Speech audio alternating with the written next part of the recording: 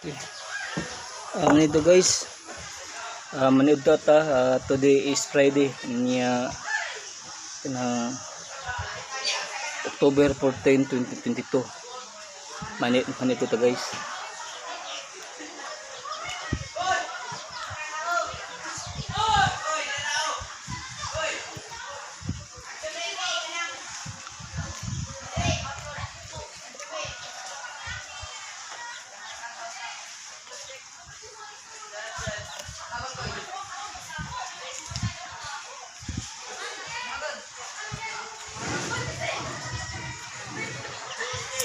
Ring.